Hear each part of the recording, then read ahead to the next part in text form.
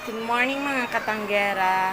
For today's video ay magluluto po ang aking bunso ng sarili niyang version ng sinangag. Ayan po mga katanggera, naready na po niya ang kanyang itlog dahil lalagyan daw niya ng itlog ang kanyang sinangag. Meron po siyang bawang, toyo at mantika. Tapos ito po yung kanin po niya na isasangag po niya. Ayan, ready na rin po ang kanyang kawali para sa kanyang halo-halo.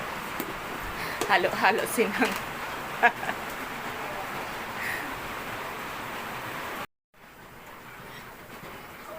Ayan po mga katanggera, kakaiba po ang kanyang version. Nilalagay na po niya ang itlog.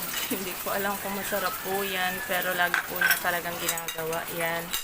Inuuna niya ang itlog bago po niya ilalagay ang kanin na durog. Ayan na po ang kanyang version ng sinangag.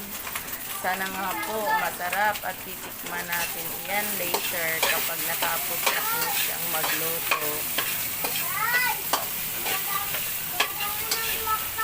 Halo-halo lang hanggang sa maluto ang kanyang sinangag. At ngayon po ay lalagyan po niya ng konting tuyo, pangpakulay ng kanin, pangpakulay ng buhay. Oh, mukhang masarap yan mga katanggera dahil alam na alam po niya kung paano magluto ng sinangag. Kaya lang po, konti lang po ang kanyang niluluto kasi para lang naman po sa kanya dahil ako po hindi naman ako kumakain ng kanin sa umaga. Yan. Kuya, tingin sa camera. At ayan po. Ops, tapos na ang kanyang sinangag mga katanggera. Ayan na, plating time. Maya-maya konti, kainan na. Focus nga natin, mukhang masarap ang kanyang sinangag. Medyo maitim lang po, nasobrahan lang sa toyo, pero ang bango-bango po niya mga katanggera. Ayan. Ayan mga katanggera, mag-aano daw po siya ng ice cold Milo. At kailangan po niyang mag-ano ng yelo. Tama na yan. Para ilalagay ho sa baso. Paano? Bakit dyan?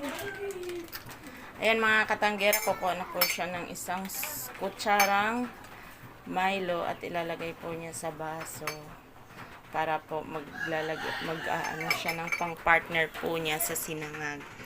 Tapos lagyan mo na ng konting tubig para hindi ho mamuumuo ang kanyang Milo. Halo-haloin mo lang doon. At dito naman po sa isang baso ay magtitimpla po ako ng kape.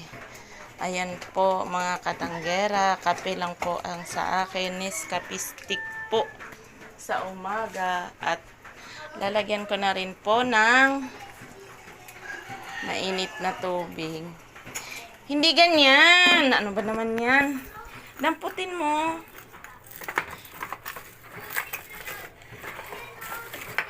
Ayan o, akala ba dinagod mo na? Ayan na, hugasan mo na lang.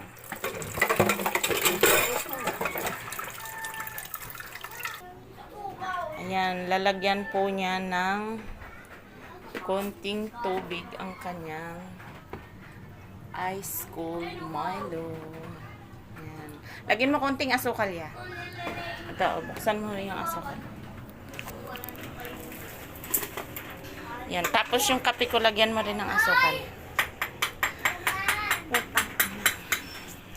Ako naririnig na doon sa ganoon. Isang kutsarang asukal. Sa akin yung kape ko lagyan mo ng asukal. Isa pa. Konti na lang. Ayan, okay na yan. Tikman mo yung sayo kung ano na, kung masarap na. Dali, tikman mo kung masarap na siya. Ayan na po, ready na po ang aming almusal. Ayan, kuya, try mo, tikman mo na kung masarap ba.